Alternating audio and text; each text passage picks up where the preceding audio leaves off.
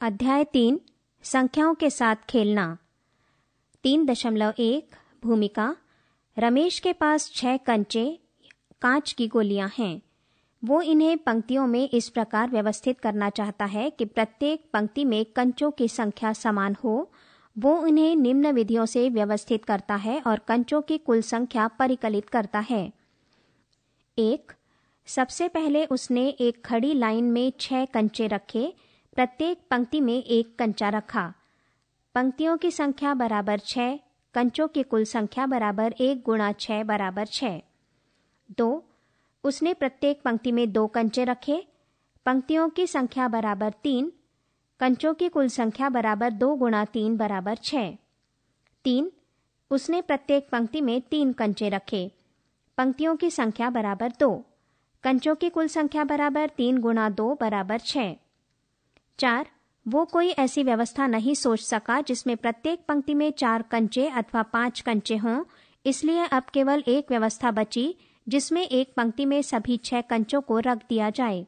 पंक्तियों की संख्या 1, कंचों की कुल संख्या बराबर 6 गुणा 1 बराबर 6। पृष्ठ 49।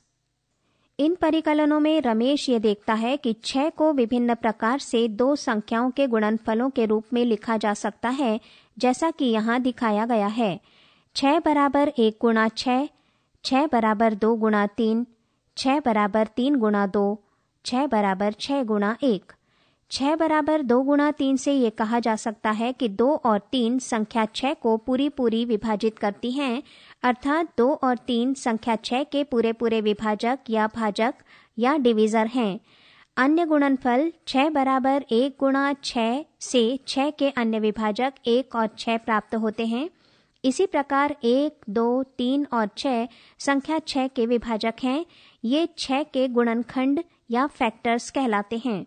18 कंचों को पंक्तियों में व्यवस्थित करने का प्रयत्न कीजिए और 18 के गुणनखंड ज्ञात कीजिए। 3.2 गुणनखंड और गुणज।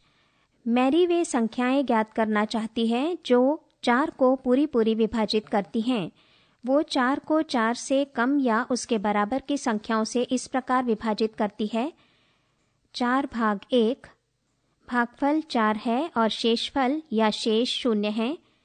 4 भाग 2, भागफल 2 है और शेष 0 है। 4 भाग 3, भागफल 1 है, शेष 1 है। 4 बराबर 1 गुणा 4, 4 बराबर 2 गुणा 2। 4 को 4 से भाग देने पर 4 बराबर 4 गुणा 1, भागफल 1 है और शेष 0 है। वो पाती है कि संख्या 4 को निम्न रूपों में लिखा जा सकता है। 4 बराबर 1 गुणा 4, 4 बराबर 2 गुणा 2, 4 बराबर 4 गुणा 1। वो ज्ञात करती है कि 1, 2 और 4 संख्या 4 के पूरे विभाजक हैं। ये संख्याएं 4 के गुणनखंड कहलाती हैं। पृष्ठ 50। किसी संख्या का गुणनखंड उसका एक का पूरा विभाजक होता है। ध्यान दीजिए कि 4 का प्रत्येक गुणनखंड 4 से कम या उसके बराबर है। खेल 1। ये खेल 2 व्यक्तियों, मान लीजिए A और B द्वारा खेला जा सकता है। ये खेल गुणनखंड को ज्ञात करने के बारे में है। इसके लिए 50 कार्डों की आवश्यकता है, जिन पर 1 से 50 तक की संख्याएं अंकित कीजिए। एक मेज पर इन कार्डों को नीचे दर्शाए अनुसार व्यवस्थित करना होगा। यहाँ संख्याएं इस प्रकार से लगाई गई हैं। सबसे ऊपर की पंक्ति में संख्याएं हैं 1, 2, 3, 4, 5, 6, 7। दूसरी पंक्ति में 8, 9, 10, 11, 12, 13, 14। तीसरी पंक्ति में 15, 16, 17, 18, 19, 20, 21। चौथी पंक्ति में 22, 23, 24, 25, 26, 27, 28। पांचवी पंक्ति में 29, 30, 31, 32, 33, 34, 35। छठी पंक्ति में 36, 37, 38, 39, 40, 41, 42। सातवीं पंक्ति में 43, 44, 45, 46, 47, 48, 49 और अंतिम संख्या 50। इस प्रकार ये संख्याएं 7 की पंक्ति में और 7 की रो में हैं, केवल एक अंक 50 अलग से है। चरण ए, निर्णय लीजिए कि पहले कौन खेलेगा, ए या बी। बी, मान लीजिए ए पहले खेलता है। वो मेज से एक कार्ड उठाता है और अपने निकट रख लेता है। मान लीजिए इस कार्ड पर 28 लिखा है। सी, खिलाड़ी बी अब वे सभी कार्ड उठाता है जिन पर ए के कार्ड पर लिखी संख्या अर्थात 28 के गुणनखंड लिखे हैं और उन्हें अपने निकट एक ढेर में रख देता है। डी, फिर खिलाड़ी बी मेज पर रखे कार्डों में से एक कार्ड उठाता है। अब मेज पर बचे कार्डों से ए वे सभी कार्ड उठाता है जिन पर बी के कार्ड की संख्या के गुणनखंड लिखे हैं। ई, ये खेल तब तक जारी रहता है जब तक कि सभी कार्ड ना उठा लिए जाएं। एफ, ए अपने पास रखे कार्डों पर लिखी संख्याओं को जोड़ता है और बी अपने पास रखे कार्डों पर लिखी संख्याओं को जोड़ता है। जिस खिलाड़ी का योग अधिक होगा उसे ही जीता हुआ माना जाएगा। कार्डों की संख्या को बढ़ाकर इस खेल को और अधिक रोचक बनाया जा सकता है। इस खेल को अपने मित्र के साथ खेलिए। क्या आप इस खेल को जीतने की कोई विधि ज्ञात कर सकते हैं? पृष्ठ 51। जब हम 20 बराबर 4 गुणा 5 लिखते हैं तो हम कहते हैं कि 4 और 5 संख्या 20 के गुणनखंड या फैक्टर हैं। हम ये भी कहते हैं कि 20 संख्या 4 और 5 का गुणज है या मल्टीपल है। निरूपण 24 बराबर 2 गुणा 12 ये दर्शाता है कि 2 और 12 संख्या 24 के गुणनखंड हैं तथा 24 संख्या 2 और 12 का एक गुणज है। हम कह सकते हैं कि एक संख्या अपने प्रत्येक गुणनखंड का एक गुणज होती है। प्रयास कीजिए। 45, 30 और 36 के संभावित गुणनखंड ज्ञात कीजिए। आइए अब गुणनखंडों और गुणजों के बारे में कुछ रोचक तथ्यों को देखें। ए, लकड़ी या कागज की कुछ पट्टियां एकत्रित कीजिए जिनमें से प्रत्येक की लंबाई 3 मात्रक हो। बी, सिरे से सिरा मिलाकर इन्हें नीचे दी गई आकृति के अनुसार जोड़िए। आकृति इस प्रकार है। सबसे पहले एक वर्ग में संख्या है 3, वर्ग से बाहर एक संख्या है 3। उसके बाद दूसरी पंक्ति में 2 वर्ग में संख्याएं 3 3 लिखी हैं और अगली संख्या 6 बाहर है। उसके बाद 3 वर्ग में 3 संख्याएं लिखी गई हैं, 3 3 3, बाहर लिखा है 9। उसके बाद वर्ग में संख्याएं लिखी गई हैं 3 3 3 3, बाहर लिखा है 12। उसके बाद 5 बार 3 लिखा गया है, 3 3 3 3 3 और बाहर लिखा गया है 15।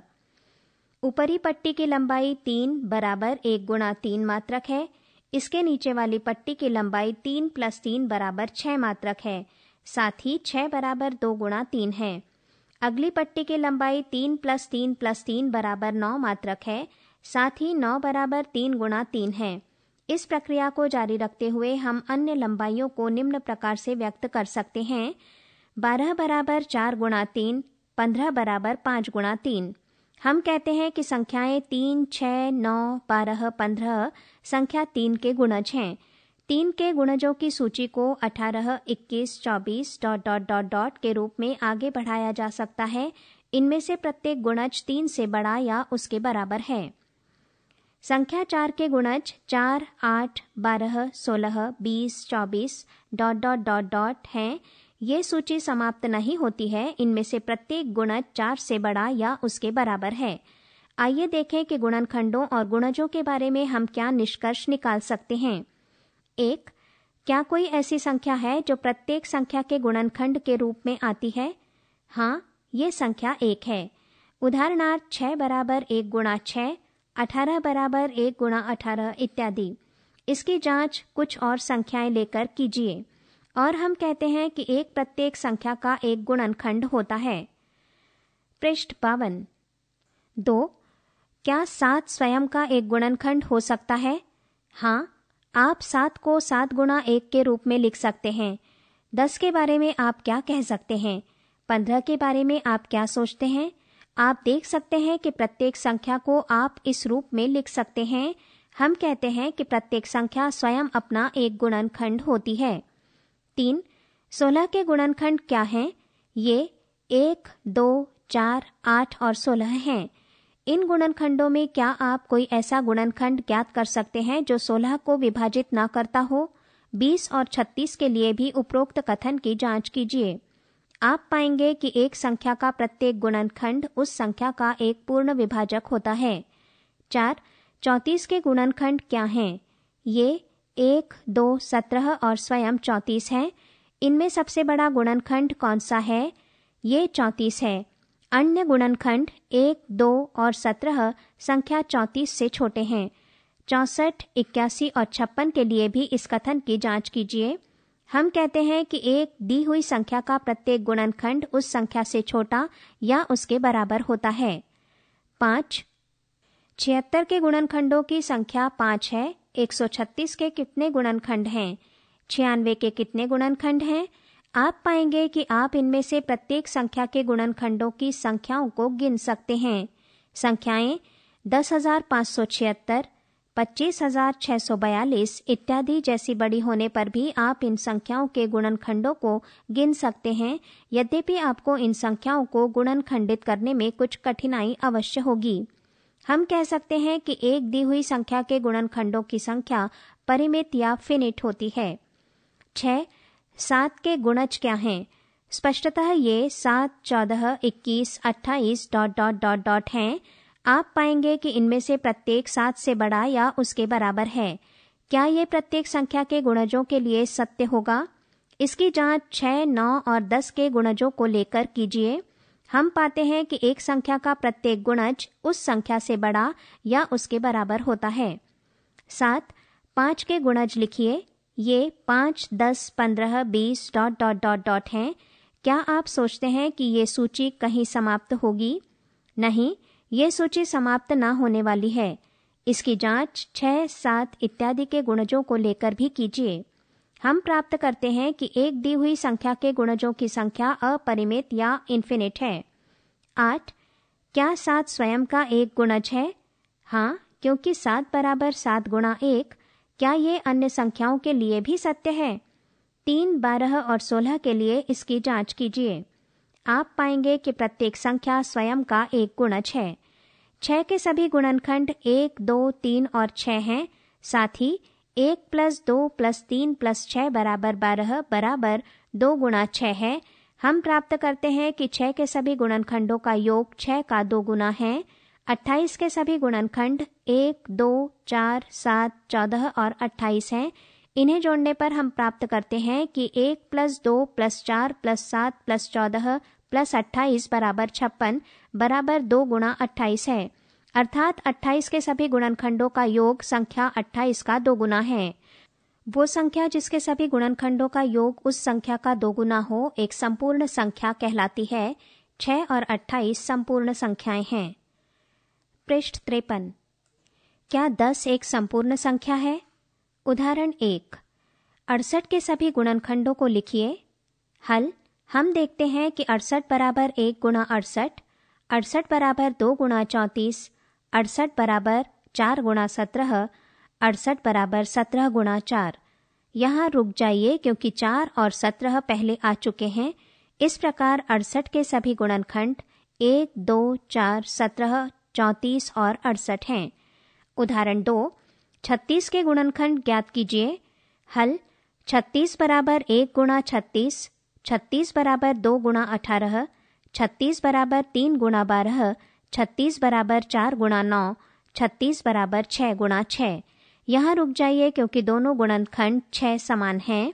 इस प्रकार वांछित गुणनखंड 1, 2, 3, 4, 6, 9, 12, 18 और 36 हैं। उदाहरण 3. 6 के सभी प्रथम 5 गुणज लिखिए। हल. वांछित गुणज 6 गुणा 1 बराबर 6, 6 गुणा 2 बराबर 12, 6 गुणा 3 बराबर 18, 6 गुणा 4 बराबर 24 और 6 गुणा 5 बराबर 30, अर्थात 6, 12, 18, 24 और 30 हैं। प्रश्नावली 3.1. प्रश्न 1. निम्न संख्याओं के सभी गुणनखंड लिखिए। A. 24. उत्तर 1, 2, 3, 4, 6, 8, 12, 24. B. 15. उत्तर 1, 3, 5, 15. C. 21। उत्तर 1, 3, 7, 21। डी 27। उत्तर 1, 3, 9, 27। ई 12। उत्तर 1, 2, 3, 4, 6, 12। एफ 20। उत्तर 1, 2, 4, 5, 10, 20। जी 18। उत्तर 1, 2, 3, 6, 9, 18। एच 23। उत्तर 1, 23। आई 36। उत्तर 1, 2, 3, 4, 6, 9, 12, 18, 36। प्रश्न 2, निम्न संख्याओं के प्रथम 5 गुणज लिखिए। ए 5। उत्तर 5, 10, 15, 20, 25। बी 8। उत्तर 8, 16, 24, 32, 40। सी 9। उत्तर 9, 18, 27, 36, 45। प्रश्न 3, स्तंभ 1 की संख्याओं का स्तंभ 2 के साथ मिलान कीजिए। स्तंभ 1 है 1, 35, 2, 15, 3, 16, 4, 20, 5, 25। स्तंभ 2 है ए 8 का गुणज, बी 7 का गुणज, सी 70 का गुणज, डी 30 का गुणनखंड, ई 50 का गुणनखंड, एफ 20 का गुणनखंड। उत्तर 1 का उत्तर है बी, 2 का डी, 3 का ए, 4 का एफ, 5 का ई। प्रश्न 4, 9 के सभी गुणज ज्ञात कीजिए जो 100 से कम हो। उत्तर 9, 18, 27, 36, 45, 54, 63, 72, 81, 90 और 99। यहाँ ये प्रश्नावली समाप्त होती है। पृष्ठ 54। 3.3 अभाज्य और भाज्य संख्याएं। अब हम किसी संख्या के गुणनखंड करने की विधि से परिचित हो चुके हैं। यहाँ एक सारणी दी गई है। इस सारणी में लिखी कुछ संख्याओं के गुणनखंडों की संख्याओं पर ध्यान दीजिए। संख्या 1, गुणनखंड 1, गुणनखंडों की संख्या 1। संख्या 2, गुणनखंड 1, 2, गुणनखंडों की संख्या 2। संख्या 3, गुणनखंड 1, 3, गुणनखंडों की संख्या 2। संख्या 4, गुणनखंड 1, 2, 4, गुणनखंडों की संख्या 3। संख्या 5, गुणनखंड 1, 5, गुणनखंडों की संख्या 2। संख्या 6, गुणनखंड 1, 2, 3, 6, गुणनखंडों की संख्या 4। संख्या 7, गुणनखंड 1, 7, गुणनखंडों की संख्या 2। संख्या 8, गुणनखंड 1, 2, 4, 8, गुणनखंडों की संख्या 4। संख्या 9, गुणनखंड 1, 3, 9, गुणनखंडों की संख्या 3। संख्या 10, गुणनखंड 1, 2, 5, 10, गुणनखंडों की संख्या 4। संख्या 11, गुणनखंड 1, 11, गुणनखंडों की संख्या 2। संख्या 12, गुणनखंड 1, 2, 3, 4, 6, 12, गुणनखंडों की संख्या 6। यहाँ ये सारणी समाप्त होती है। हम देखते हैं कि ए संख्या 1 का एक ही गुणनखंड स्वयं वही संख्या है। बी कुछ संख्याएं जैसे 2, 3, 5, 7, 11 इत्यादि ऐसी हैं जिनके ठीक 2 गुणनखंड हैं, 1 और स्वयं वो संख्या। ये संख्याएं अभाज्य या प्राइम नंबर्स कहलाती हैं। वे संख्याएं जिनके गुणनखंड 1 और स्वयं वो संख्या ही होते हैं अभाज्य संख्या कहलाती हैं। इन संख्याओं के अतिरिक्त कुछ अन्य अभाज्य संख्याएं ज्ञात करने का प्रयत्न कीजिए। सी कुछ संख्याएं जैसे 4, 6, 8, 9, 10 इत्यादि ऐसी हैं जिनके 2 से अधिक गुणनखंड हैं। ये संख्याएं भाज्य संख्याएं या कंपोजिट नंबर्स कहलाती हैं। वे संख्याएं जिनके 2 से अधिक गुणनखंड होते हैं भाज्य संख्याएं कहलाती हैं। ध्यान रखें, 1 न तो अभाज्य संख्या है और न ही भाज्य संख्या है। क्या 15 एक भाज्य संख्या है? 18 और 25 के बारे में आप क्या सोचते हैं? पृष्ठ 55। हम एक सरल विधि से 1 से 100 तक के बीच की अभाज्य संख्याएं बिना उनके गुणनखंड किए ज्ञात करते हैं। ये विधि ईसा पूर्व 3री शताब्दी में एक यूनानी गणितज्ञ इराटोसंथीन्स ने दी थी। आइए इस विधि को देखें। 1 से 100 तक की संख्याओं को यहाँ दर्शाए अनुसार लिखिए। ये संख्याएं इस प्रकार दर्शाई गई हैं। प्रत्येक में 10 पंक्तियां हैं और 10 कॉलम हैं। प्रत्येक लाइन में 10 संख्याएं लिखी गई हैं। ऊपरी लाइन में संख्या है 1, 2, 3, 4, 5, 6, 7, 8, 9, 10। दूसरी लाइन में 11, 12, 13, 14, 15, 16, 17, 18, 19, 20। तीसरी लाइन में 21, 22, 23, 24, 25, 26, 27, 28, 29, 30। चौथी लाइन में 31, 32, 33, 34, 35, 36, 37, 38, 39, 40। पांचवी लाइन में 41, 42, 43, 44, 45, 46, 47, 48, 49, 50। अगले 50 नंबरों को भी इसी प्रकार 5 लाइनों में 1 से 10 कॉलम तक लिखा गया है, अर्थात अगली पंक्ति 51 से शुरू होगी और समाप्त होगी 60 पर। उसकी अगली पंक्ति 61 से शुरू होकर 70 पर खत्म होगी। उससे अगली पंक्ति 71 से शुरू होकर 80 पर समाप्त होगी। उससे अगली पंक्ति 81 से शुरू होकर 90 पर समाप्त होगी और अंतिम पंक्ति 91 से शुरू होकर 100 पर समाप्त होगी। चरण 1, 1 को काट दीजिए क्योंकि ये एक अभाज्य संख्या नहीं है। चरण 2, 2 पर घेरा लगाइए और 2 के अतिरिक्त उसके सभी गुणजों जैसे 4, 6, 8 इत्यादि को काट दीजिए। चरण 3, आप पाएंगे कि अगली बिना कटी संख्या 3 है। 3 पर घेरा लगाइए और 3 के अतिरिक्त उसके सभी गुणजों को काट दीजिए। चरण 4, अगली बिना कटी संख्या 5 है। 5 पर घेरा लगाइए और 5 के अतिरिक्त उसके सभी गुणजों को काट दीजिए। चरण 5, इस प्रक्रिया को तब तक जारी रखिए जब तक कि उपरोक्त सूची में दी हुई संख्याओं पर या तो घेरा न लग जाए या वे काट न दी जाएं। घेरा लगी हुई सभी संख्याएं अभाज्य संख्याएं हैं। 1 के अतिरिक्त सभी काटी गई संख्याएं भाज्य संख्याएं हैं। ये विधि इराटोसथीन्स की छलनी विधि कहलाती है। प्रयास कीजिए। ध्यान दीजिए कि 2 गुणा 3 + 1 = 7 एक अभाज्य संख्या है। यहाँ 2 के एक गुणज में 1 जोड़कर एक अभाज्य संख्या प्राप्त की गई है। क्या आप इस प्रकार से कुछ और अभाज्य संख्याएं ज्ञात कर सकते हैं? उदाहरण 4, 15 से छोटी सभी अभाज्य संख्याएं लिखिए। हल: छलनी विधि से प्राप्त उपरोक्त सारणी को देखकर हम सरलता से वांछित अभाज्य संख्याएं लिख सकते हैं। ये हैं 2, 3, 5, 7, 11 और 13। पृष्ठ 56।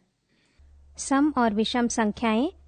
क्या आप संख्याओं 2, 4, 6, 8, 10, 12, 14 ... में कोई प्रतिरूप देखते हैं? आप पाएंगे कि इनमें से प्रत्येक 2 का एक गुणज है। ये संख्याएं सम संख्याएं या इवन नंबर्स कहलाती हैं। शेष बची सभी प्राकृत संख्याएं 1, 3, 5, 7, 9, 11 ... विषम संख्याएं या ऑड नंबर्स कहलाती हैं।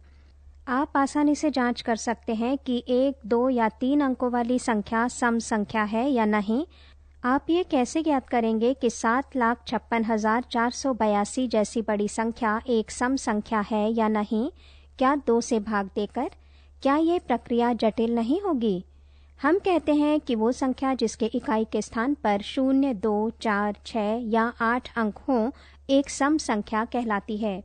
इसलिए संख्याएं 350, 4,862 और 59,246 सम संख्याएं हैं। संख्याएं 457, 2,359 और 8,231 विषम संख्याएं हैं। आइए अब कुछ रोचक तथ्यों को ज्ञात करने का प्रयत्न करें। ए, सबसे छोटी सम संख्या कौन सी है? ये 2 है। सबसे छोटी अभाज्य संख्या कौन सी है? पुनः ये संख्या 2 है। इस प्रकार 2 सबसे छोटी अभाज्य संख्या है जो एक सम संख्या भी है। बी, 2 के अतिरिक्त अभाज्य संख्याएं 3, 5, 7, 11 ... हैं। क्या आप इस सूची में कोई सम संख्या देख रहे हैं? नहीं, सभी संख्याएं विषम हैं। कुछ और अभाज्य संख्याएं देखने का प्रयत्न करें। इस प्रकार हम कह सकते हैं कि 2 के अतिरिक्त सभी अभाज्य संख्याएं विषम हैं। प्रश्नावली 3.2। प्रश्न 1, बताइए कि किन्हीं दो संख्याओं का योग सम होता है या विषम होता है यदि वे दोनों ए विषम संख्याएं हों। उत्तर, विषम संख्याओं का योग सम होता है। बी, यदि सम संख्याएं हों। उत्तर, सम संख्याओं का योग सम होता है। प्रश्न 2, बताइए कि निम्न में कौन सा कथन सत्य है और कौन सा असत्य। ए, 3 विषम संख्याओं का योग सम होता है, असत्य। बी, 2 विषम संख्याओं और 1 सम संख्या का योग सम होता है, सत्य। सी, 3 विषम संख्याओं का गुणनफल विषम होता है, सत्य। डी, यदि किसी सम संख्या को 2 से भाग दिया जाए तो भागफल सदैव विषम होता है, असत्य। ई, सभी अभाज्य संख्याएं विषम हैं, असत्य। एफ, अभाज्य संख्याओं के कोई गुणनखंड नहीं होते, असत्य। जी, 2 अभाज्य संख्याओं का योग सदैव सम होता है, असत्य। एच, केवल 2 ही एक सम अभाज्य संख्या है, सत्य। आई, सभी सम संख्याएं भाज्य संख्याएं हैं, असत्य। जे, 2 सम संख्याओं का गुणनफल सदैव सम होता है, सत्य। पृष्ठ 57। प्रश्न 3, संख्या 13 और 31 अभाज्य संख्याएं हैं। इन दोनों संख्याओं में 2 अंक 1 और 3 हैं। 100 तक की संख्याओं में ऐसे अन्य सभी युग्म ज्ञात कीजिए। उत्तर, 17, 71, 37, 73 और 79, 97 ऐसे ही युग्म हैं। प्रश्न 4, 20 से छोटी सभी अभाज्य और भाज्य संख्याएं अलग अलग लिखिए। उत्तर, भाज्य संख्याएं हैं 4, 6, 8, 9, 10, 12, 14, 15, 16 और 18। अभाज्य संख्याएं हैं 2, 3, 5, 7, 11, 13, 17 और 19। ये सभी 20 से छोटी अभाज्य और भाज्य संख्याएं हैं। प्रश्न 5, 1 और 10 के बीच में सबसे बड़ी अभाज्य संख्या लिखिए। उत्तर, 7। प्रश्न 6, निम्न को 2 विषम अभाज्य संख्याओं के योग के रूप में व्यक्त कीजिए। ए, 44। उत्तर, 3 + 41। बी, 36। उत्तर, 5 + 31। सी, 24। उत्तर, 5 + 19। डी, 18। उत्तर, 5 + 13। प्रश्न 7, अभाज्य संख्याओं के ऐसे 3 युग्म लिखिए जिनका अंतर 2 हो। यहाँ एक टिप्पणी दी गई है, ये इस प्रकार है। 2 अभाज्य संख्याएं जिनका अंतर 2 हो अभाज्य युग्म या ट्विन प्राइम्स कहलाती हैं।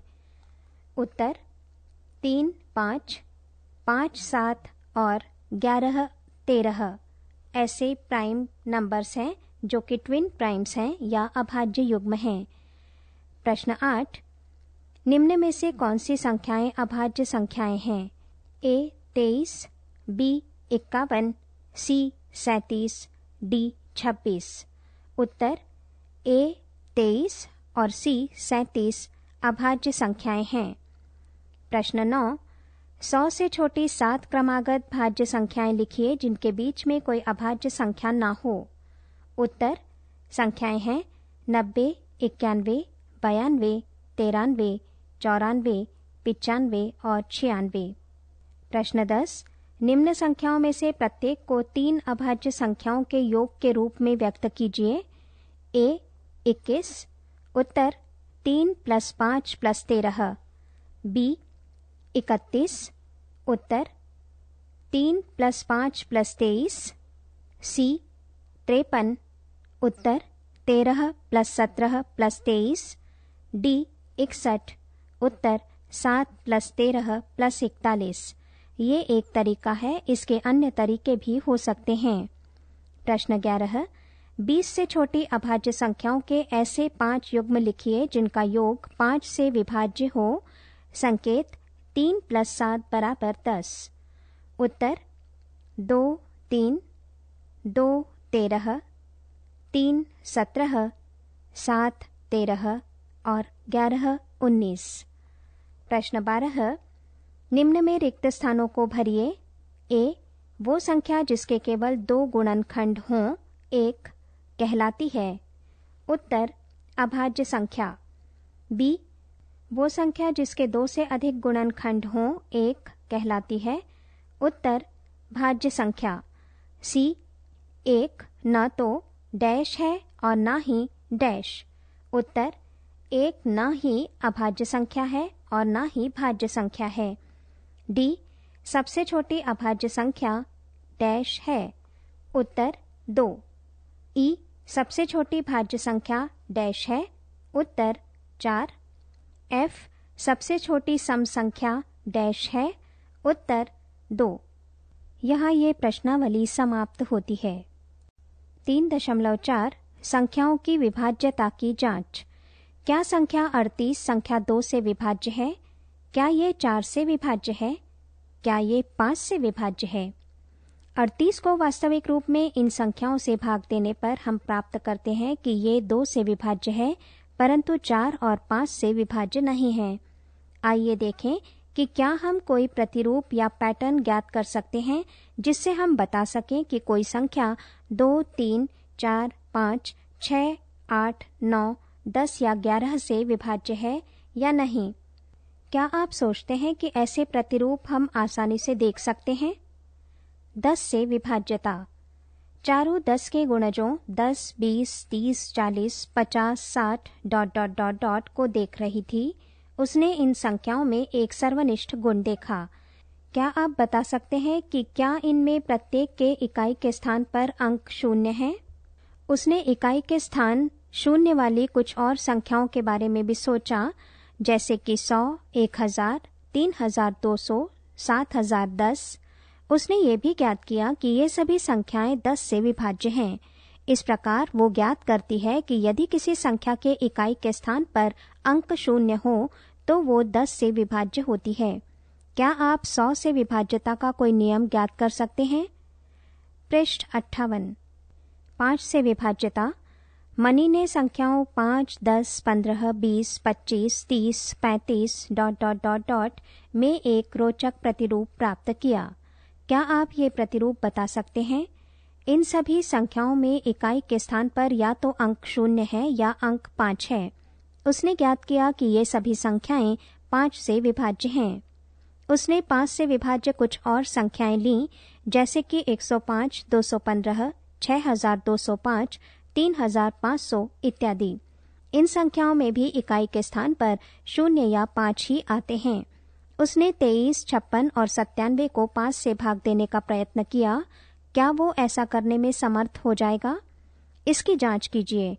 वो देखता है कि यदि किसी संख्या का इकाई का अंक 0 हो या 5 हो तो वो संख्या 5 से विभाज्य होती है।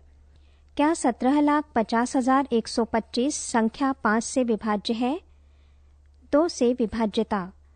चारों 2 के कुछ गुणजों 10, 12, 14, 16 ... और कुछ अन्य गुणजों जैसे 2410, 4356, 1358, 2972, 5974 को देखती है। उसे इनमें एक प्रतिरूप दिखाई देता है। क्या आप इस प्रतिरूप को बता सकते हैं? इन संख्याओं के इकाई के स्थान पर 0, 2, 4, 6 और 8 में से कोई अंक आता है। वो इन संख्याओं को 2 से भाग देती है और शेष 0 प्राप्त करती है।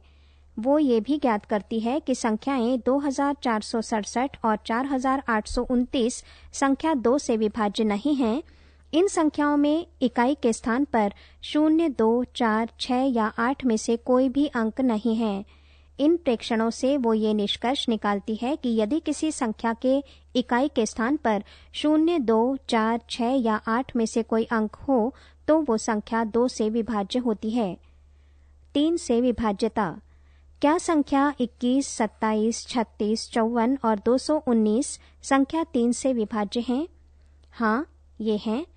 क्या संख्याएं 25, 37 और 260 संख्या 3 से विभाज्य हैं? नहीं।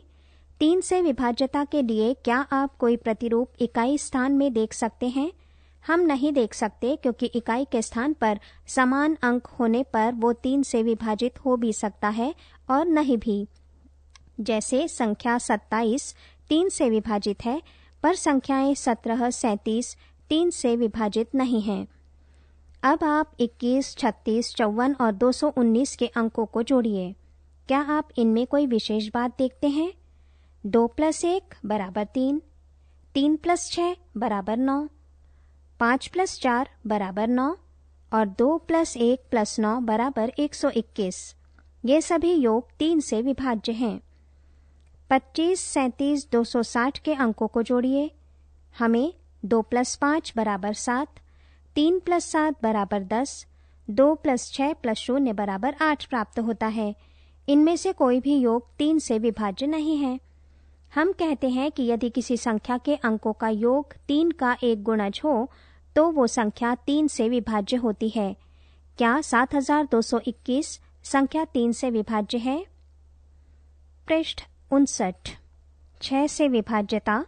क्या आप कोई ऐसी संख्या बता सकते हैं जो 2 और 3 दोनों से विभाज्य है?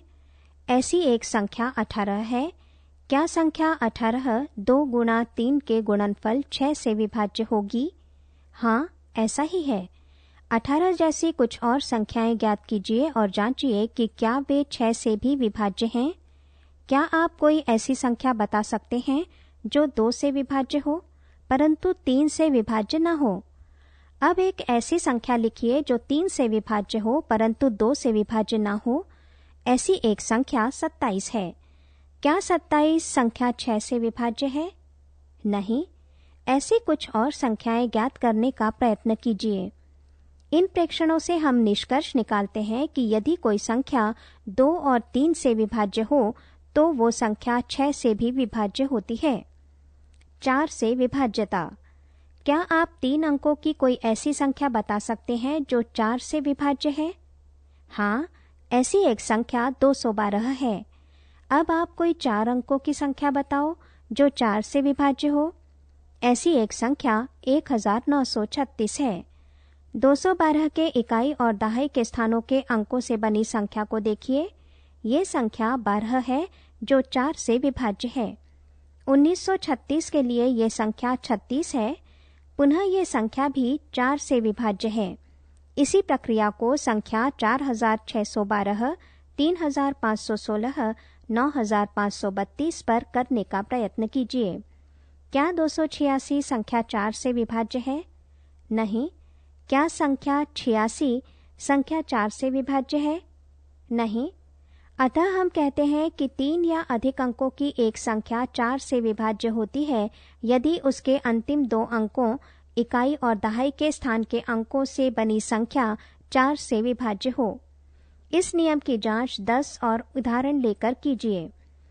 1 या 2 अंकों की संख्या की 4 से विभाज्यता की जांच वास्तविक रूप में 4 से भाग देकर की जानी चाहिए।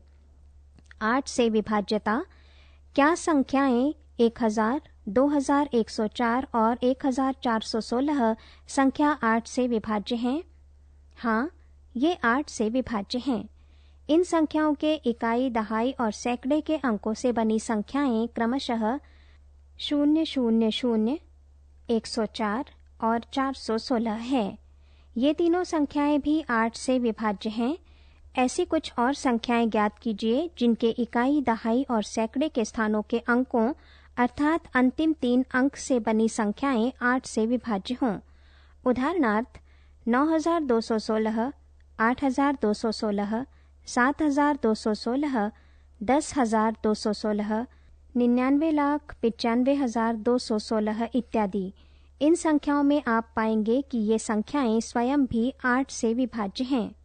हम ज्ञात करते हैं कि 4 या उससे अधिक अंकों की कोई संख्या 8 से विभाज्य होती है यदि अंतिम 3 अंकों से बनी संख्या 8 से विभाज्य हो।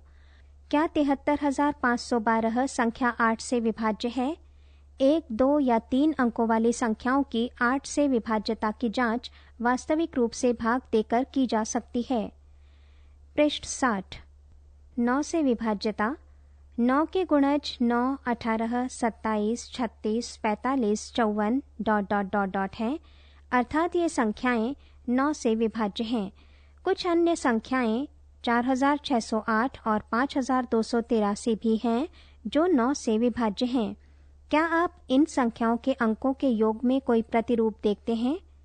हाँ, 1 + 8 = 9, 2 + 7 = 9, 3 + 6 = 9, 4 + 5 = 9। 4 + 6 + 0 + 8 बराबर 18, 5 + 2 + 8 + 3 बराबर 18। इनमें सभी योग 9 से विभाज्य हैं। क्या 758 संख्या 9 से विभाज्य है? नहीं। इस संख्या के अंकों का योग 7 + 5 + 8 बराबर 20 भी 9 से विभाज्य नहीं है। इन प्रेक्षणों के आधार पर हम कह सकते हैं कि यदि किसी संख्या के अंकों का योग 9 से विभाज्य हो तो वो संख्या भी 9 से विभाज्य होती है। 11 से विभाज्यता। संख्याओं 308, 1331 और 61,809 में से प्रत्येक संख्या 11 से विभाज्य है। हम यहाँ एक सारणी है वो बनाते हैं और देखते हैं कि क्या इन संख्याओं के अंकों से हमें कोई प्रतिरूप प्राप्त होता है। सारणी इस प्रकार है। संख्या 308, दाएं से विषम संख्या के अंकों का योग 8 + 3 बराबर 11। दाएं से सम संख्या के अंकों का योग 0, अंतर 11 - 0 बराबर 11। संख्या 1331, दाएं से विषम स्थानों के अंकों का योग 1 + 3 बराबर 4। दाएं से सम स्थानों के अंकों का योग 3 + 1 बराबर 4, अंतर 4 - 4 बराबर 0। संख्या है 61,809। दाएं से विषम स्थानों के अंकों का योग 9 + 8 + 6 बराबर 23। दाएं से सम स्थानों के अंकों का योग 0 + 1 बराबर 1, अंतर 23 - 1 बराबर 22। यहाँ सारणी समाप्त हुई। हम देखते हैं कि प्रत्येक स्थिति में अंतर या तो 0 है या 11 से विभाज्य है। साथ ही ये सभी संख्याएं 11 से विभाज्य हैं। संख्या 5081 के लिए ऐसे अंकों का अंतर 8 + 5 कोष्ठक में माइनस दूसरे कोष्ठक में 1 + 0 बराबर 12 है, जो 11 से विभाज्य नहीं है। संख्या 5081 भी 11 से विभाज्य नहीं है। इसकी जांच 11 से 5081 को भाग देकर की जा सकती है। इस प्रकार किसी संख्या की 11 से विभाज्यता की जांच के लिए दाएं से विषम स्थानों के अंकों का योग और सम स्थानों के अंकों के योग का अंतर ज्ञात किया जाए। यदि ये अंतर 0 है या 11 से विभाज्य है तो वो संख्या 11 से विभाज्य होती है। पृष्ठ 61। प्रश्नावली 3.3। प्रश्न 1, विभाज्यता की जांच के नियमों का प्रयोग करते हुए पता कीजिए कि निम्न संख्याओं में से कौन सी संख्याएं 2 से विभाज्य हैं, 3 से विभाज्य हैं, 4 से विभाज्य हैं, 5 से विभाज्य हैं, 6 से विभाज्य हैं, 8 से विभाज्य हैं, 9 से विभाज्य हैं, 10 से विभाज्य हैं या 11 से विभाज्य हैं। हाँ या नहीं कहिए। संख्या 128 विभाज्य है 2 से हाँ, 3 से नहीं, 4 से हाँ, 5 से नहीं, 6 से नहीं, 8 से हाँ, 9 से नहीं, 10 से नहीं, 11 से नहीं। संख्या 990 विभाज्य है 2 से हाँ, 3 से हाँ, 4 से नहीं, 5 से हाँ, 6 से हाँ, 8 से नहीं, 9 से हाँ, 10 से हाँ, 11 से हाँ।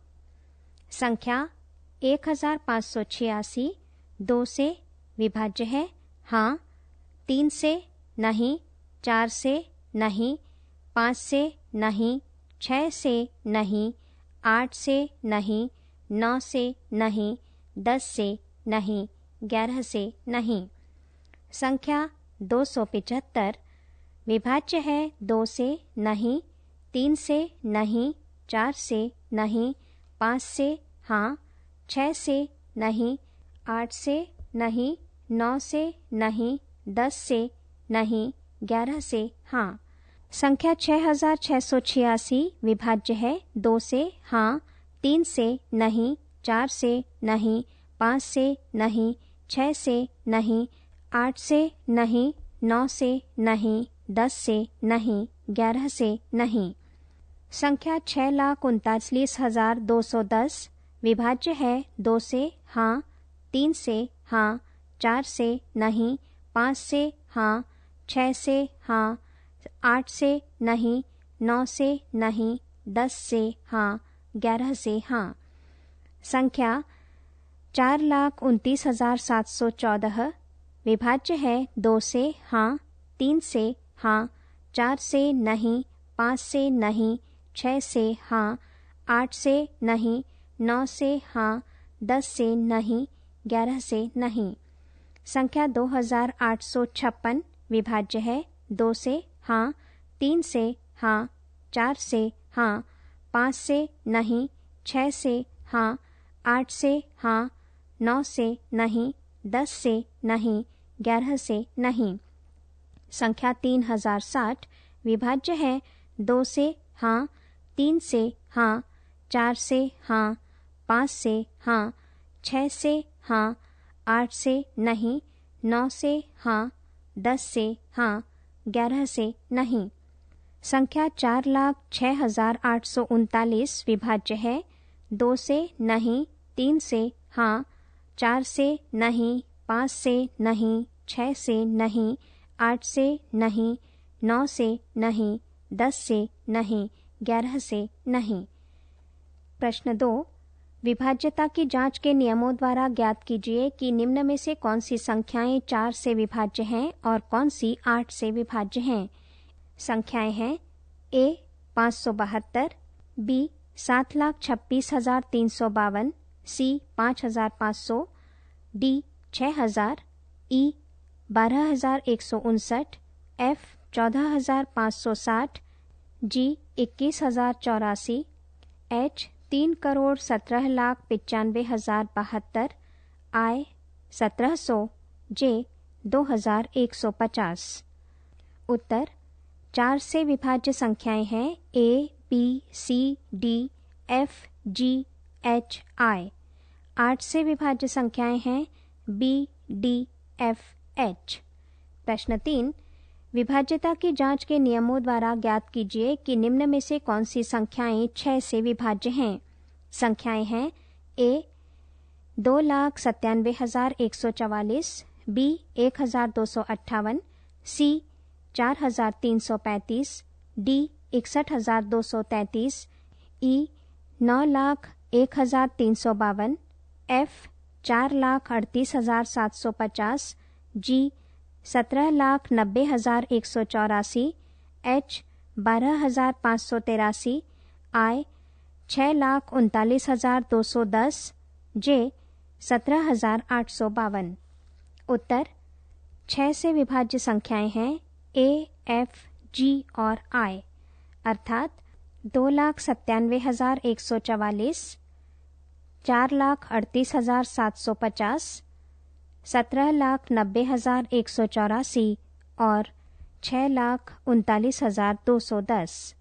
प्रश्न 4, विभाज्यता की जांच के नियमों द्वारा ज्ञात कीजिए कि निम्न में से कौन सी संख्याएं 11 से विभाज्य हैं।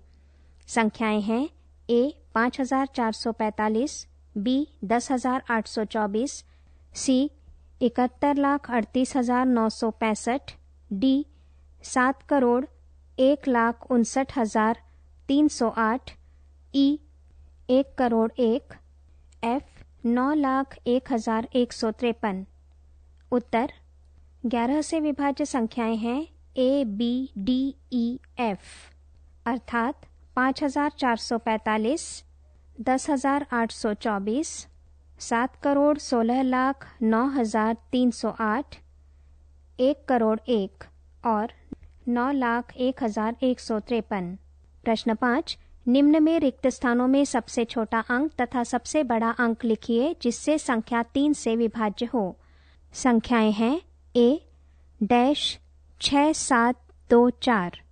उत्तर 3 से विभाज्य होने के लिए सबसे छोटा अंक आएगा 2 और बड़ा अंक आएगा 8। B संख्या है 4,7,6,5-2। उत्तर 3 से विभाजित होने के लिए छोटा अंक आएगा 0 और बड़ा अंक आएगा 9। प्रश्न 6, निम्न में रिक्त स्थानों में ऐसा अंक लिखिए ताकि संख्या 11 से विभाज्य हो। संख्या है A 92-389। उत्तर 11 से विभाज्य होने के लिए संख्या आएगी 8। B संख्या है 8-9484। उत्तर 11 से विभाजित होने के लिए संख्या आएगी 6। यहाँ प्रश्नावली समाप्त होती है। पृष्ठ 62। 3.5 सार्वगुणनखंड और सार्वगुणज। कुछ संख्याओं के युग्मों के गुणनखंडों को देखिए। ए 4 और 18 के गुणनखंड क्या हैं? 4 के गुणनखंड हैं 1, 2 और 4। 18 के गुणनखंड हैं 1, 2, 3, 6, 9 और 18। दोनों संख्याओं 4 और 18 के गुणनखंड 1 और 2 हैं, अथवा ये 4 और 18 के उभयनिष्ठ या सार्वगुणनखंड हैं। प्रयास कीजिए। निम्न युग्मों के उभयनिष्ठ या सार्वगुणनखंड क्या हैं? ए 8, 20, बी 9 और 15। बी 4 और 15 के सार्वगुणनखंड क्या हैं? इन दोनों संख्याओं में केवल एक ही सार्वगुणनखंड है। 7 और 16 के सार्वगुणनखंड क्या हैं? दो संख्याएं जिनमें केवल एक ही सार्वगुणनखंड होता है सह अभाज्य संख्याएं हैं या को प्राइम नंबर्स कहलाती हैं। 4 और 15 सह अभाज्य संख्याएं हैं। क्या 7 और 15, 12 और 49, 18 और 23 सह अभाज्य संख्याएं हैं? सी क्या हम 4, 12 और 16 के सार्वगुणनखंड ज्ञात कर सकते हैं? 4 के गुणनखंड 1, 2 और 4 हैं। 12 के गुणनखंड 1, 2, 3, 4, 6 और 12 हैं। 16 के गुणनखंड 1, 2, 4, 8 और 16 हैं। स्पष्टतः 4, 12 और 16 के सार्वगुणनखंड 1, 2 और 4 हैं। निम्न के सार्वगुणनखंड ज्ञात कीजिए। ए 8, 12, 20, बी 9, 15, 21। आइए अब एक से अधिक संख्याओं के गुणजों को एक साथ लेकर देखें। ए 4 और 6 के गुणज क्या हैं? 4 के गुणज हैं 4, 8, 12, 16, 20, 24... कुछ और गुणज लिखिए। 6 के गुणज हैं 6, 12, 18, 24, 30, 36... कुछ और गुणज लिखिए। इनमें से क्या कुछ और ऐसी संख्याएं हैं जो दोनों सूचियों में आ रही हैं? हम देखते हैं कि 12, 24, 36... 4 और 6 दोनों के गुणज हैं। क्या आप ऐसे कुछ और गुणज लिख सकते हैं? ये 4 और 6 के उभयनिष्ठ या सार्वगुणज या कॉमन मल्टीपल्स कहलाते हैं। बी 3, 5 और 6 के सार्वगुणज ज्ञात कीजिए। 3 के गुणज हैं 3, 6, 9, 12, 15, 18, 21, 24, 27, 30, 33... 5 के गुणज हैं 5, 10, 15, 20, 25, 30, 35... 6 के गुणज हैं 6, 12, 18, 24, 30... 3, 5 और 6 के कुछ और सार्वगुणज लिखिए। पृष्ठ 63। उदाहरण 5 75, 60 और 210 के सार्वगुणनखंड ज्ञात कीजिए। हल 75 के गुणनखंड 1, 3, 5, 15, 25 और 75 हैं। 60 के गुणनखंड 1, 2, 3, 4, 5, 6, 10, 12, 15, 30 और 60 हैं।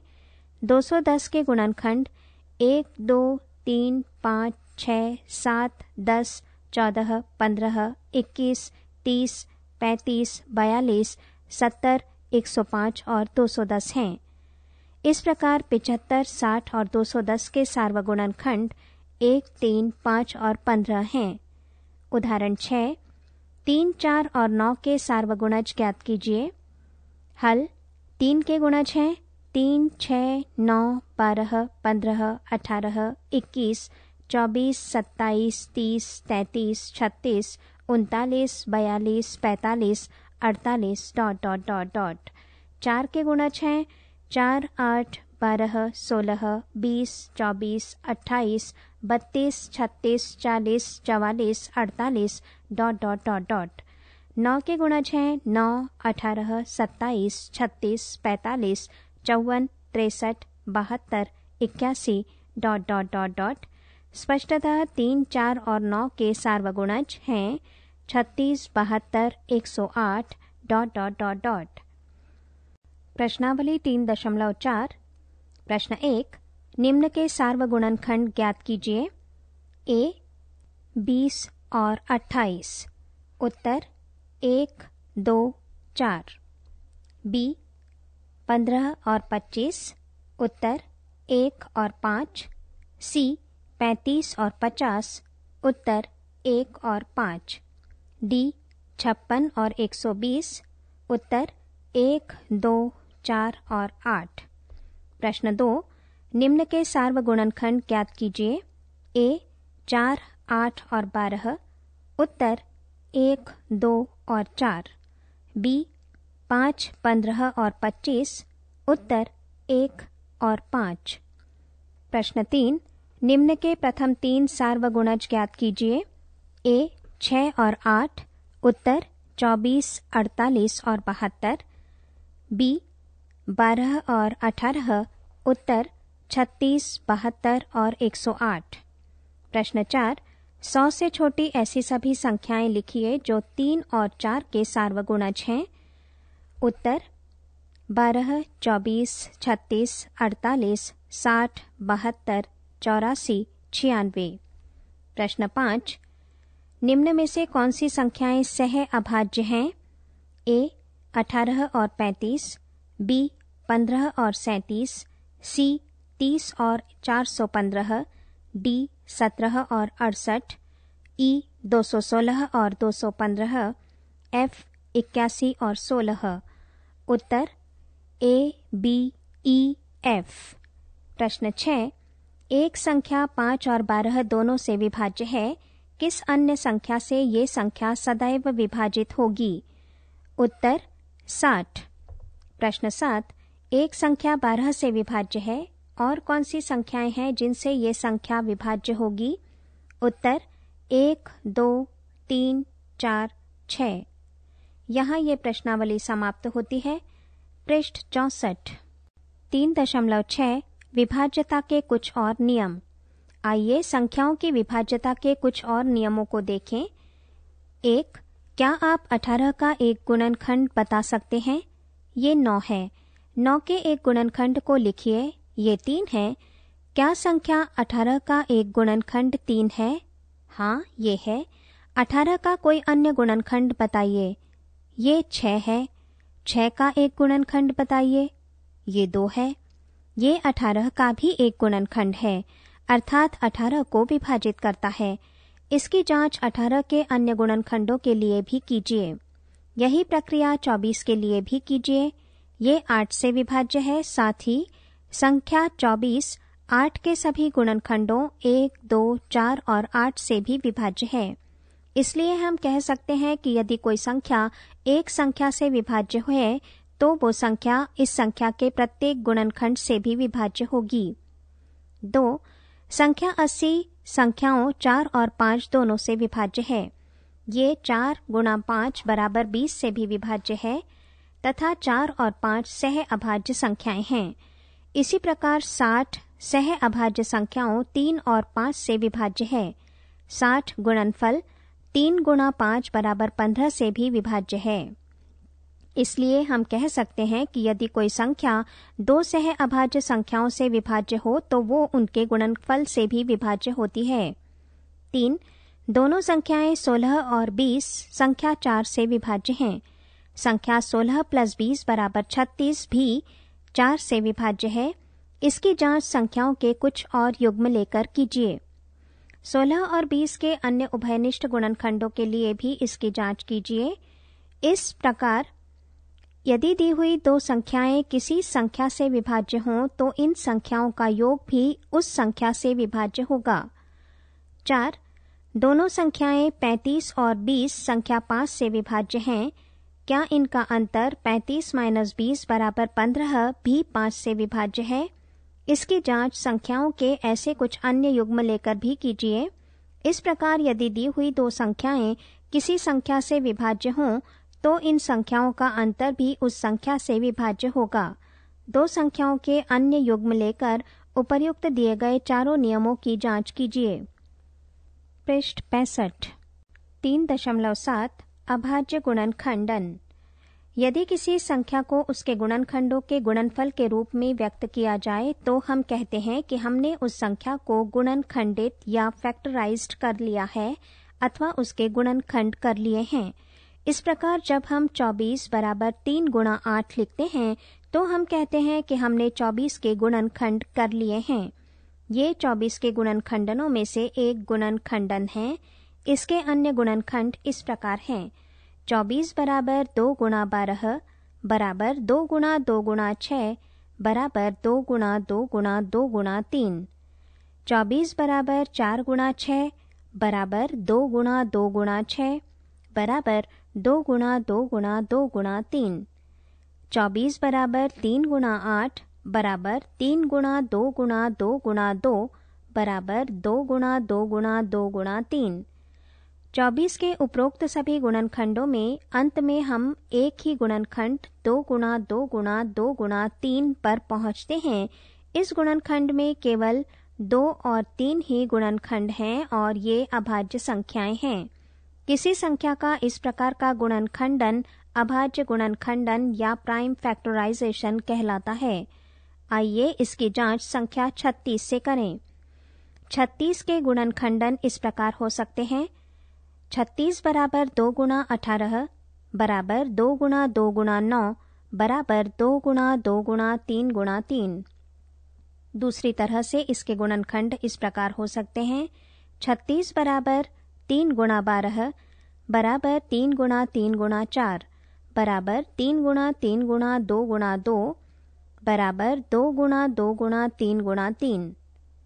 इसी प्रकार 36 बराबर 4 गुणा 9 बराबर 2 गुणा 2 गुणा 9 बराबर 2 गुणा 2 गुणा 3 गुणा 3। इसी प्रकार 36 बराबर 6 गुणा 6 बराबर 2 गुणा 3 गुणा 6 बराबर 2 गुणा 3 गुणा 2 गुणा 3 बराबर 2 गुणा 2 गुणा 3 गुणा 3। 36 का अभाज्य गुणनखंडन है 2 गुणा 2 गुणा 3 गुणा 3। ये 36 का केवल एक ही अभाज्य गुणनखंडन है। प्रयास कीजिए। 16, 28 और 38 के अभाज्य गुणनखंडन लिखिए। इन्हें कीजिए गुणनखंड वृक्ष अर्थात फैक्टर ट्री। इसके लिए कोई संख्या चुनिए और उसे लिखिए। मान लीजिए वो संख्या है 90। इसका कोई गुणनखंडन युग्म सोचिए, जैसे 90 बराबर 10 गुणा 9 अर्थात 90 बराबर 10 गुणा 9 बराबर 2 गुणा 5 गुणा 9 बराबर 2 गुणा 5 गुणा 3 गुणा 3। इसी प्रकार 90 बराबर 15 गुणा 6 बराबर 3 गुणा 5 गुणा 2 गुणा 3। इन गुणनखंडों को एरो लगाकर नीचे नीचे करते जाते हैं।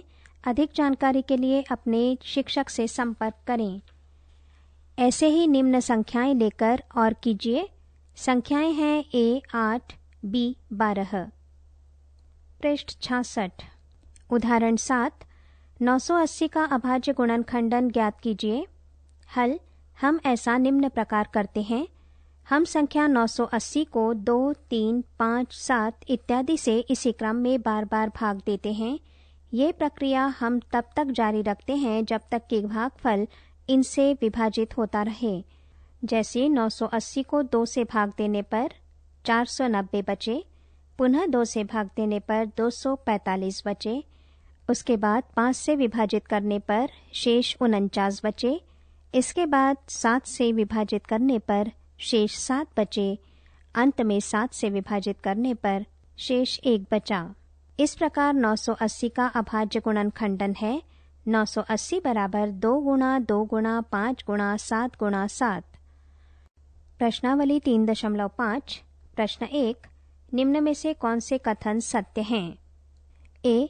यदि कोई संख्या 3 से विभाज्य है तो वो 9 से भी विभाज्य होती है, असत्य। बी। यदि एक संख्या 9 से विभाज्य है तो वो 3 से भी अवश्य विभाज्य होगी, सत्य। सी।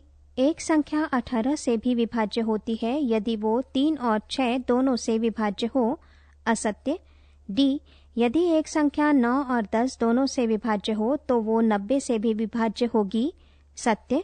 ई। यदि दो संख्याएं सह अभाज्य हों तो इनमें से कम एक अवश्य ही अभाज्य संख्या होगी। असत्य। F 4 से विभाज्य सभी संख्याएं 8 से भी अवश्य विभाज्य होनी चाहिए। असत्य। G 8 से विभाज्य सभी संख्याएं 4 से विभाज्य होनी चाहिए। सत्य। H यदि कोई संख्या दो संख्याओं को अलग अलग पूरा विभाजित करती है तो वो उनके योग को भी पूरा विभाजित करेगी। सत्य। I यदि कोई संख्या दो संख्याओं के योग को पूरी तरह विभाजित करती है तो वो उन दोनों संख्याओं को अलग अलग भी विभाजित करेगी। असत्य। प्रश्न 2, यहाँ 60 के लिए दो भिन्न भिन्न गुणनखंड वृक्ष दिए गए हैं। इनमें अज्ञात संख्याएं लिखिए।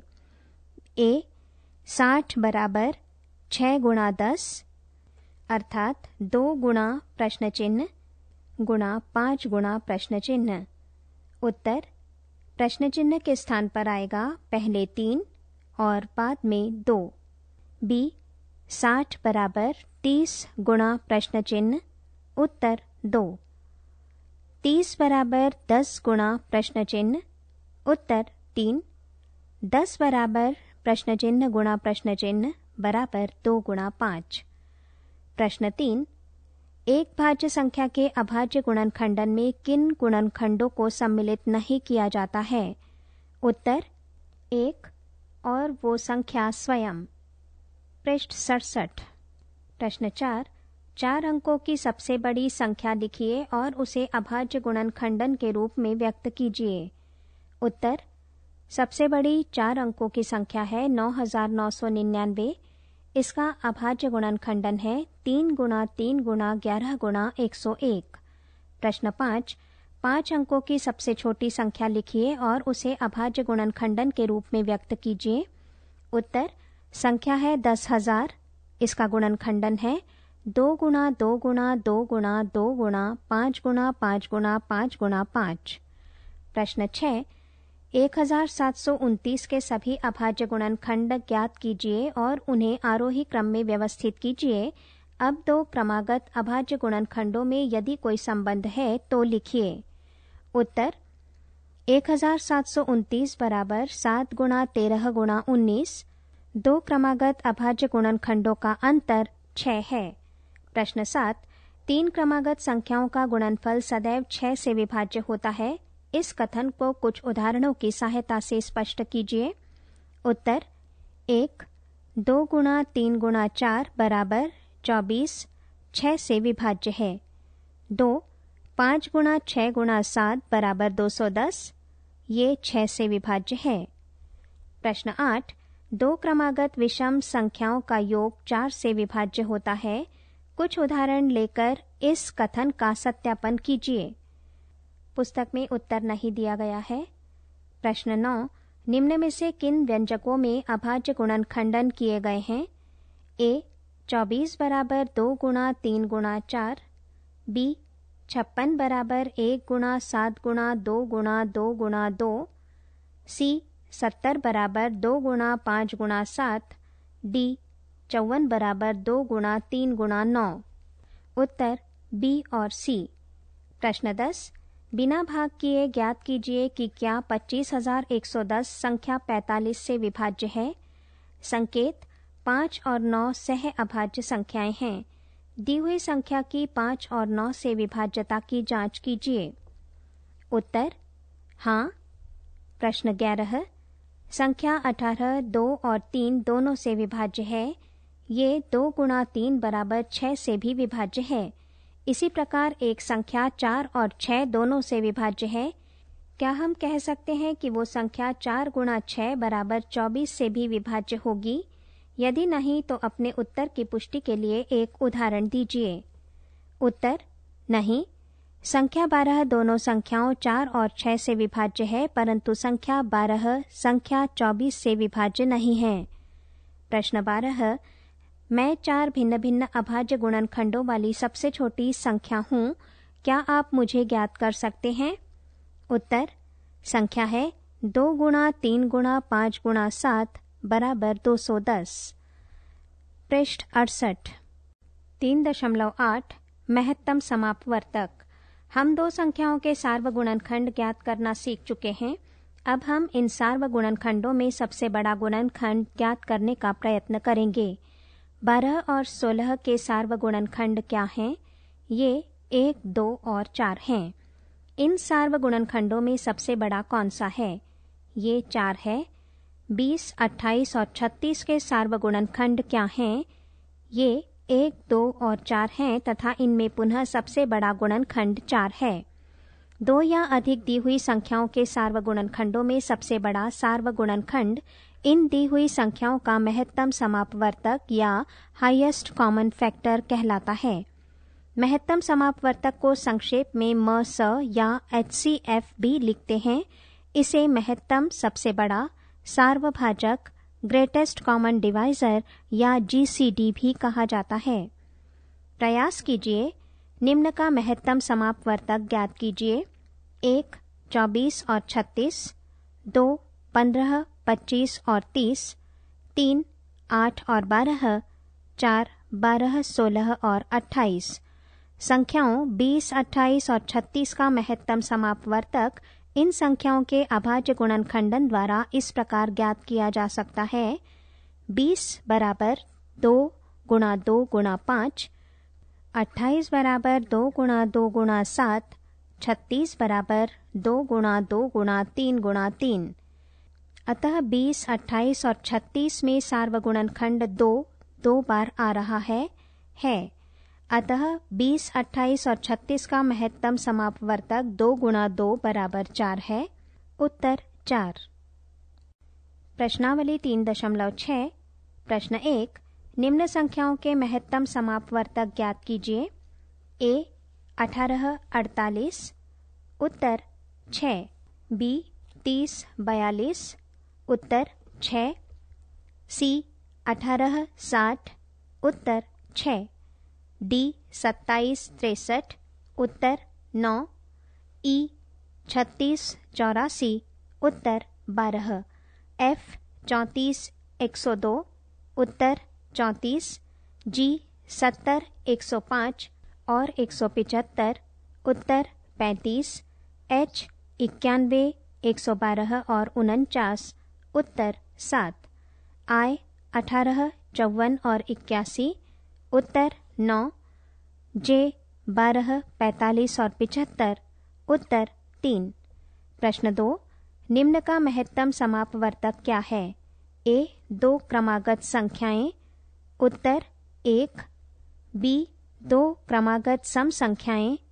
उत्तर 2। C 2 क्रमागत विषम संख्याएं। उत्तर 1।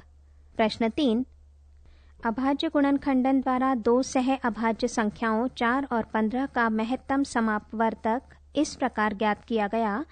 4 बराबर 2 गुणा 2 और 15 बराबर 3 गुणा 5।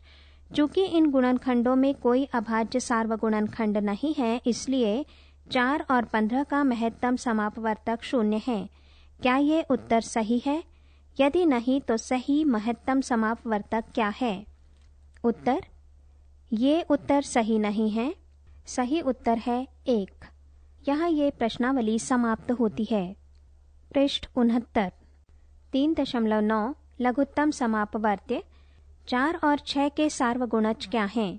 ये 12, 24, 36 ... हैं। इनमें सबसे छोटा गुणज कौन सा है? ये 12 है। हम कहते हैं कि 4 और 6 का सबसे छोटा या लघुत्तम गुणज या लघुत्तम समापवर्त्य 12 है। इसे लोएस्ट कॉमन मल्टीपल भी कहते हैं।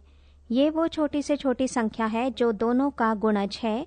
2 या अधिक दी हुई संख्याओं का लघुत्तम समापवर्त्य इन संख्याओं के सार्वगुणजों में से सबसे छोटा गुणज होता है। संक्षेप में इसे लघुत्तम समापवर्त्य या LCM भी लिखा जाता है। 8 और 12 का लघुत्तम समापवर्त्य अर्थात LS क्या है? 4 और 9 का LS क्या है? 6 और 9 का LS क्या है? उदाहरण 8, 12 और 18 का लघुत्तम समापवर्त्य ज्ञात कीजिए। हल, हम जानते हैं कि 12 और 18 के सार्वगुणज 36, 72 और 108 हैं। इनमें सबसे छोटा 36 है। आइए एक और विधि से इसे निकालें। 12 और 18 के अभाज्य गुणनखंडन इस प्रकार हैं। 12 बराबर 2 गुणा 2 गुणा 3, 18 बराबर 2 गुणा 3 गुणा 3। इन अभाज्य गुणनखंडनों में अभाज्य गुणनखंड 2 अधिकतम 2 बार आता है, ये 12 के गुणनखंडों में है। इसी प्रकार अभाज्य गुणनखंडन 3 अधिकतम 2 बार आता है, ये 18 के गुणनखंडों में है। दो संख्याओं का लघुत्तम समापवर्त्य उन अभाज्य गुणनखंडों का गुणनफल होता है जो उन संख्याओं में अधिकतम बार आते हैं। अतः इनका लघुत्तम समापवर्त्य बराबर 2 गुणा 2 गुणा 3 गुणा 3 बराबर 36 है। उदाहरण 9, 24 और 90 का लघुत्तम समापवर्त्य ज्ञात कीजिए। हल 24 और 90 के अभाज्य गुणनखंडन इस प्रकार हैं। 24 बराबर 2 गुणा 2 गुणा 2 गुणा 3, 90 बराबर 2 गुणा 3 गुणा 3 गुणा 5। इन अभाज्य गुणनखंडनों में अभाज्य गुणनखंड 2 अधिकतम 3 बार आता है, ये 24 में है। अभाज्य गुणनखंड 3 बार आता है, ये 90 में है। और अभाज्य गुणनखंड 5 केवल 1 बार 90 में आता है। इसलिए वांछित लघुत्तम समापवर्त्य बराबर 2 गुणा 2 गुणा 2 गुणा 3 गुणा 3 गुणा 5 बराबर 360। उदाहरण 10, 40, 48 और 45 का लघुत्तम समापवर्त्य ज्ञात कीजिए। हल 40, 48 और 45 के अभाज्य गुणनखंडन इस प्रकार हैं। 40 बराबर 2 गुणा 2 गुणा 2 गुणा 5, 48 बराबर 2 गुणा 2 गुणा 2 गुणा 2 गुणा 3, 45 बराबर 3 गुणा 3 गुणा 5। अभाज्य गुणनखंड 2 अधिकतम 4 बार, अभाज्य गुणनखंड 3 अधिकतम 2 बार और अभाज्य गुणनखंड 5 केवल 1 बार आता है। अतः वांछित लघुत्तम समापवर्त्य बराबर 2 गुणा 2 गुणा 2 गुणा 2 गुणा 3 गुणा 3 गुणा 5 बराबर 720। लघुत्तम समापवर्त्य को एक अन्य विधि से भी ज्ञात किया जा सकता है, जो कि अगले उदाहरण में दर्शाई गई है। पृष्ठ 70। उदाहरण 11, 20, 25 और 30 का लघुत्तम समापवर्त्य ज्ञात कीजिए। हल हम संख्याओं को एक पंक्ति में यहाँ दर्शाए अनुसार लिखते हैं। संख्याएं हैं 20, 25 और 30। इन्हें 2 से भाग देने पर 10, 25 और 15 शेष बचेगा। पुनः 2 से भाग देने पर 5, 25 और 15 शेष बचेगा। फिर 3 से भाग देने पर 5, 25 और 5 शेष बचेगा। पुनः 5 से भाग देने पर 1, 5 और 1 शेष बचेगा। पुनः 5 से भाग देने पर 1, 1, 1 शेष बचेंगे। शुरू से ये स्टेप्स क्रमशः A, B, C, D तथा E हैं। अतः लघुत्तम समापवर्त्य बराबर 2 गुणा 2 गुणा 3 गुणा 5 गुणा 5 बराबर 300 है। स्टेप A में हमने सबसे छोटी अभाज्य संख्या 2 से भाग दिया। 25 जैसी संख्या 2 से विभाज्य नहीं है, इसलिए इन्हें अगली पंक्ति में वैसा का वैसा ही रख दिया गया है। B स्टेप में पुनः 2 से भाग दिया। इसे तब तक जारी रखेंगे जब तक कि 2 के गुणज मिलते रहें। C स्टेप में अगली अभाज्य संख्या 3 से भाग दिया। D स्टेप में अगली अभाज्य संख्या 5 से भाग दिया और E में पुनः 5 से भाग देने पर शेषफल 1 बचा। इस प्रकार हमारा लघुत्तम समापवर्त्य 300 प्राप्त हुआ। 3.10 महत्तम समापवर्त्य और लघुत्तम समापवर्त्य पर कुछ और उदाहरण। हमें अनेक स्थितियों का सामना करना पड़ता है जहां हम महत्तम समापवर्तक और लघुत्तम समापवर्त्य की संकल्पनाओं का प्रयोग करते हैं। हम इन्हें कुछ उदाहरणों की सहायता से समझाएंगे। उदाहरण 12, 2 टैंकरों में क्रमशः 850 लीटर और 680 लीटर मिट्टी का तेल आता है। उस बर्तन की अधिकतम धारिता या कैपेसिटी ज्ञात कीजिए जो इन दोनों टैंकरों के तेल को पूरा माप देगा। हल वांछित बर्तन को दोनों टैंकरों के तेल को पूरा मापना है, अतः इसकी धारिता दोनों टैंकरों की धारिताओं का एक पूरा विभाजक होगा। साथ ही इसकी धारिता अधिकतम भी होनी चाहिए। अतः ऐसे बर्तन की अधिकतम धारिता 850 और 680 का महत्तम समापवर्त्य होगी। इसे निम्न प्रकार से ज्ञात किया जा सकता है। 850 को 2 से भाग देने पर 425 आया। इसे 5 से भाग देने पर 85 शेष बचा। इसे 5 से भाग देने पर 17 शेष बचा और 17 से भाग देने पर 1 शेष बचा।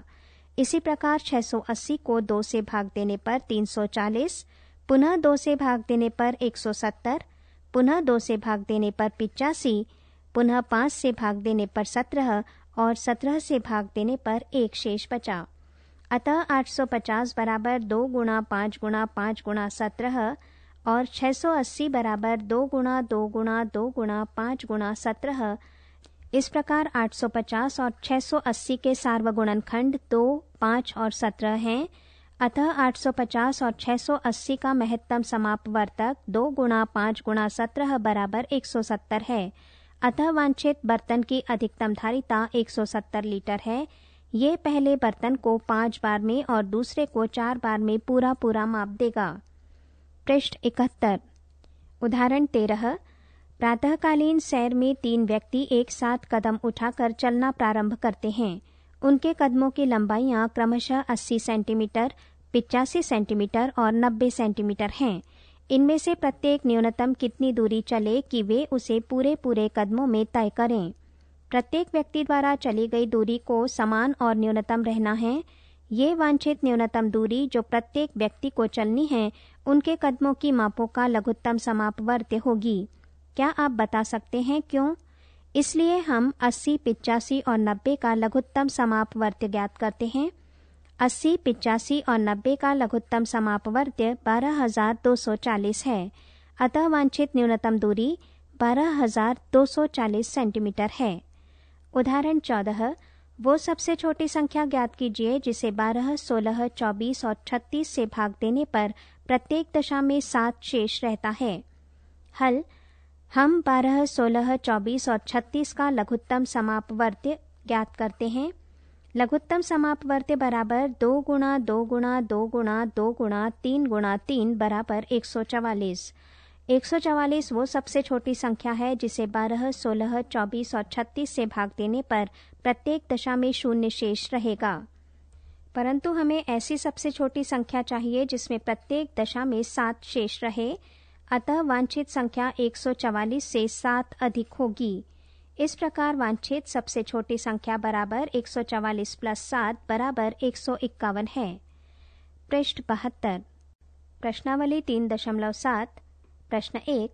रेणु 75 किलोग्राम और 69 किलोग्राम भारों वाली 2 खाद की बोरियां खरीदती है। भार के उस बट्टे का अधिकतम मान ज्ञात कीजिए जो दोनों बोरियों के भारों को पूरा पूरा माप ले। उत्तर 3 किलोग्राम। प्रश्न 2। 3 लड़के एक ही स्थान से एक साथ कदम उठाकर चलना प्रारंभ करते हैं। उनके कदमों की माप क्रमशः 63 सेंटीमीटर, 70 सेंटीमीटर और 77 सेंटीमीटर है। इनमें से प्रत्येक कितनी न्यूनतम दूरी तय करे कि वो दूरी पूरे पूरे कदमों में तय हो जाए। उत्तर 6,930 सेंटीमीटर। प्रश्न 3। किसी कमरे की लंबाई, चौड़ाई और ऊंचाई क्रमशः 825 सेंटीमीटर, 675 सेंटीमीटर और 450 सेंटीमीटर है। ऐसा सबसे लंबा फीता ज्ञात कीजिए जो कमरे की तीनों विमाओं को पूरा पूरा माप ले। उत्तर 75 सेंटीमीटर। प्रश्न 4। 6, 8 और 12 से विभाज्य 3 अंकों की सबसे छोटी संख्या ज्ञात कीजिए। उत्तर 120 सेंटीमीटर। प्रश्न 5। 8, 10 और 12 से विभाज्य 3 अंकों की सबसे बड़ी संख्या ज्ञात कीजिए। उत्तर 960। प्रश्न 6। 3 विभिन्न चौराहों का ट्रैफिक लाइट क्रमशः प्रत्येक 48 सेकंड, 72 सेकंड और 108 सेकंड बाद बदलता है। यदि वे एक साथ प्रातः 7 बजे बदले तो वे पुनः एक साथ कब बदलेंगे। उत्तर सुबह 7:07 और 12 सेकंड। प्रश्न 7। 3 टैंकरों में क्रमशः 403 लीटर, 434 लीटर और 465 लीटर डीजल है। उस बर्तन की अधिकतम धारिता ज्ञात कीजिए जो इन तीनों टैंकरों के डीजल को पूरा पूरा माप देगा। उत्तर 31 लीटर। प्रश्न 8। वो सबसे छोटी संख्या ज्ञात कीजिए जिसे 6, 15 और 18 से भाग देने पर प्रत्येक दशा में 5 शेष रहे। उत्तर 95। प्रश्न 9। 4 अंकों की वो सबसे छोटी संख्या ज्ञात कीजिए जो 18, 24 और 32 से विभाज्य है। उत्तर 1152। प्रश्न 10।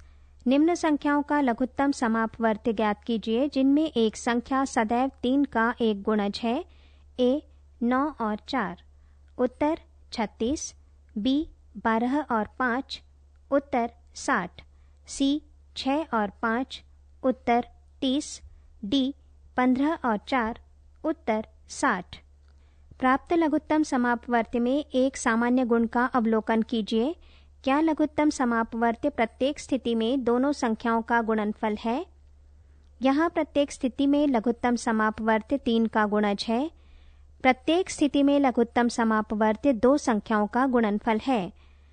क्या हम ये निष्कर्ष निकाल सकते हैं कि 2 संख्याओं का लघुत्तम समापवर्त्य सदैव 3 का एक गुणज है? उत्तर: संख्याओं का प्रत्येक युग्म सदैव 3 का गुणज नहीं होता है। प्रश्न 11, निम्न संख्याओं का लघुत्तम समापवर्त्य ज्ञात कीजिए जिनमें एक संख्या दूसरी संख्या का एक गुणनखंड है। ए 5, 20 उत्तर 20, बी 6, 18 उत्तर 18, सी 12, 48 उत्तर 48, डी 9, 45 उत्तर 45। प्राप्त परिणामों में आप क्या देखते हैं? प्रत्येक स्थिति में दी हुई संख्याओं का लघुत्तम समापवर्त्य उन दोनों में से बड़ी संख्या है। पृष्ठ 73। हमने क्या चर्चा की? 1. गुणजों और गुणनखंडों की पहचान कैसे कर सकते हैं? 2. हमने अब तक चर्चा की और निम्न को खोजा। ए. एक संख्या का गुणनखंड उस संख्या का पूर्ण विभाजक होता है। बी. प्रत्येक संख्या स्वयं का एक गुणनखंड होती है। प्रत्येक संख्या का एक गुणनखंड होता है। सी. दी हुई संख्या का प्रत्येक गुणनखंड उस संख्या से छोटा या उसके बराबर होता है। डी. प्रत्येक संख्या अपने प्रत्येक गुणनखंडों का एक गुणज होती है। ई. दी हुई संख्या का प्रत्येक गुणज उस संख्या से बड़ा या उसके बराबर होता है। एफ. प्रत्येक संख्या स्वयं का एक गुणज है। 3. हमने सीखा है। ए. वो संख्या जिसके 2 ही गुणनखंड होते हैं संख्या स्वयं और एक अभाज्य संख्या कहलाती है। जिन संख्याओं के 2 से अधिक गुणनखंड होते हैं वे संख्याएं भाज्य संख्याएं कहलाती हैं। बी. संख्या 2 सबसे छोटी अभाज्य संख्या है जो एक सम संख्या भी है। अन्य सभी अभाज्य संख्याएं विषम होती हैं। सी. 2 संख्याएं जिनका सार्वगुणनखंड केवल 1 हो सह अभाज्य संख्याएं कहलाती हैं। डी. यदि एक संख्या दूसरी संख्या से विभाज्य है तो वो दूसरी संख्या के प्रत्येक गुणनखंड से भी विभाजित होगी। ई. वो संख्या जो 2 सह अभाज्य संख्याओं से विभाज्य होती है उनके गुणनफल से भी विभाज्य होगी। 4.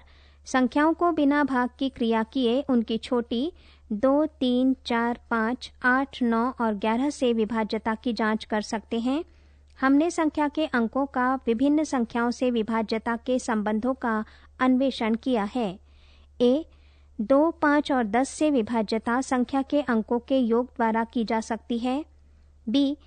3 और 9 से विभाज्यता केवल इकाई अंक को देखकर बताई जा सकती है।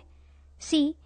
4 से विभाज्यता इकाई और दहाई तथा 8 से विभाज्यता इकाई, दहाई व सैकड़े से बनने वाली संख्या द्वारा जांची जा सकती है। डी. 11 से विभाज्यता दाईं ओर से सम स्थानों के अंकों के योग और विषम स्थानों के अंकों के योग के अंतर द्वारा जांची जा सकती है। 5. यदि 2 संख्याएं एक संख्या से विभाजित होती हैं तो उन दोनों का योग तथा अंतर भी उस संख्या से विभाजित होता है। 6. ए. 2 या अधिक संख्याओं का महत्तम समापवर्त्य या HCF उनके सार्वगुणनखंडों में से सबसे बड़ा होगा। बी. 2 या अधिक संख्याओं का लघुत्तम समापवर्त्य या LCM उसके सार्वगुणजों में से सबसे छोटा होगा। यहाँ ये अध्याय समाप्त होता है। पृष्ठ 74।